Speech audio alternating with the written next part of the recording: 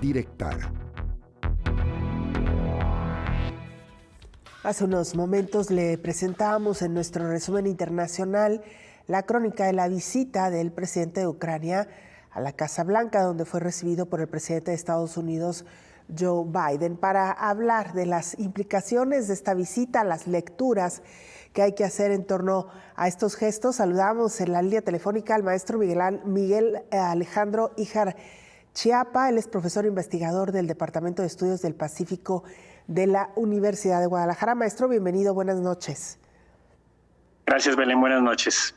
Gracias por acompañarnos. Maestro, ¿cuál es, digamos, la primera lectura que hay que hacer en torno a esta visita? Que, por cierto, llama la atención que siendo el presidente de un país en guerra, nos referimos al presidente de Ucrania, pues abandone la nación para visitar otro país, en este caso Estados Unidos. ¿Eso tiene algunas implicaciones legales, maestro? Es una situación importante y creo que hay que entender el gran simbolismo que tiene esta visita, porque se da justamente en el contexto de la guerra. Es la primera vez que sale del país desde que inició la guerra el presidente Zelensky, y lo hace justamente a Estados Unidos, que ha sido uno de los principales aliados de Ucrania en medio de esta situación. Ha sido el principal aliado entre los países occidentales, que ha proporcionado a Ucrania ayuda militar, ayuda, por supuesto, económica, y esto ha sido con la intención justamente de que pueda hacer frente a la invasión de Rusia. No es el único país que ha prestado ayuda de este tipo a Ucrania, también han sido otros países de la Unión Europea. Sin embargo, Estados Unidos, siendo, digamos, este líder moral de Occidente, de entre los países de la OTAN, siendo el principal aliado de este conjunto de países, es quien tiene este rol primordial. Además de todo, pues por obvias razones, siendo no nada más la primera economía del mundo, sino también la principal potencia militar, es la que está en mayor capacidad de proveer a Ucrania con armamento y con ayuda de otro tipo, de manera que pueda defenderse de Rusia. Claro. Maestro, ¿hay alguna implicación, que insista en que el presidente de Ucrania haya salido de su país, o no tiene ninguna implicación, digamos, por el hecho de estar en guerra? Realmente es una implicación más de carácter simbólico, en todo caso, que una implicación legal real para él, por las mismas características del sistema ucraniano. El presidente tiene estos amplios poderes ejecutivos que le permiten salir en estos momentos. Ahora, en gran medida también el propio sistema político ucraniano está viendo con buenos ojos la salida, y por supuesto la población, porque ha sido un líder muy popular a lo largo de la guerra, dado el liderazgo que ha mostrado, pero además de todo se ve esta visita como una visita fundamental, necesaria, para que Estados Unidos siga apoyando a los esfuerzos ucranianos. Decía justamente A ver, creo que se nos congeló la imagen y la comunicación. Billones de dólares en ayuda militar a Estados Unidos, y se estarán enviando 5 billones en tipo de ayuda en las próximas semanas. Claro. Ahora, maestro, ¿cuál es el panorama que se vislumbra para el próximo? Considerando que originalmente se preveía que esta guerra iba a ser corta, sin embargo, se ha prolongado en los meses, en el tiempo. Creo que principalmente Rusia pensaba que esta iba a ser una guerra fácil de ganar. El presidente Vladimir Putin esperaba tomar los territorios del Donbass. Vamos a ver si... muy fácil para las fuerzas rusas. Sin embargo, con toda la resistencia ucraniana y además con todo el apoyo que ha estado dando Occidente a Ucrania, se ha prolongado todo. El presidente Putin no va a ceder, y tampoco el presidente Zelensky. Ya lo dijo hoy en su comparecencia ante el Congreso de los Estados Unidos, que Ucrania no piensa ceder y que va a seguir luchando por su soberanía, va a seguir luchando por su libertad. Y en el caso de Rusia, el presidente Putin ya dijo que es una guerra que le duele porque el pueblo ucraniano es un pueblo hermano de Rusia y que él no quisiera que esta guerra se prolongara, pero bueno, si él no quisiera que se prolongara, ya habría retirado a las tropas rusas de este territorio. Putin está cada vez más aislado en el escenario internacional, incluso sus aliados estratégicos empiezan a cuestionarle la guerra. En la reunión que tuvo hace algunos meses con sus aliados del Acuerdo de Cooperación de Shanghái, China insistió en que tiene amplias preocupaciones acerca de esta guerra. India, el primer ministro Narendra Modi, le dijo que no era tiempo para guerra y que tenían que terminar las hostilidades.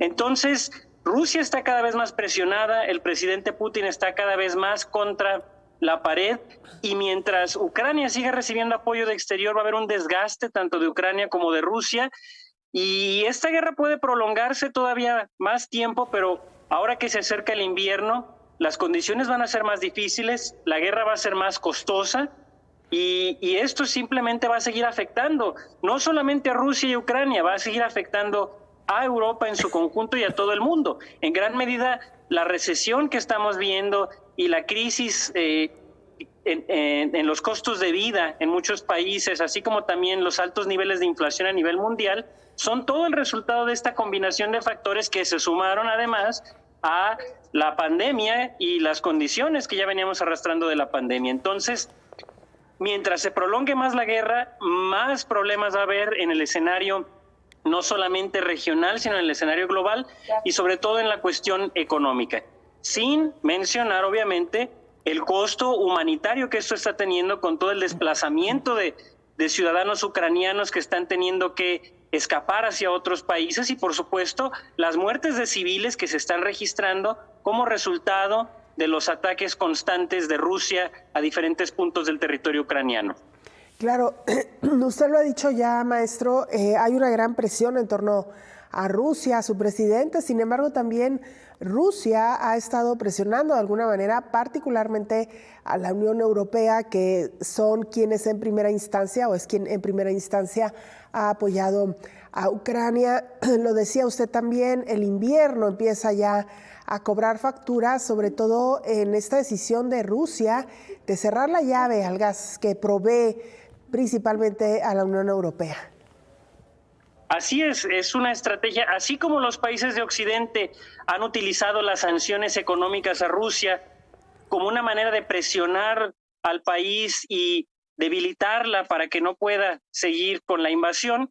Rusia está aprovechando que es el principal proveedor de gas y de otros hidrocarburos para Europa para poder cerrarle la llave y efectivamente hacer que los precios de los energéticos y que los precios de costo de vida en general en Europa suban, y esto obviamente haga que la población empiece a manifestarse en contra de sus gobiernos. Sin embargo, paradójicamente, y es algo que muchos analistas cuando inició la guerra creían que al final de cuentas la ciudadanía europea iba a presionar a sus líderes para que no impusiera sanciones por el temor justamente a las condiciones en el invierno, paradójicamente gran parte, según las últimas encuestas del Eurobarómetro, gran parte de la población de los países de la Unión Europea apoyan las sanciones económicas, aun cuando ya están empezando a cobrar la factura y están haciendo que los precios de costo de vida aumenten. Entonces, lo que estamos viendo es que los europeos están dispuestos a pagar este alto precio con tal de debilitar a Rusia a un punto que termine con la invasión.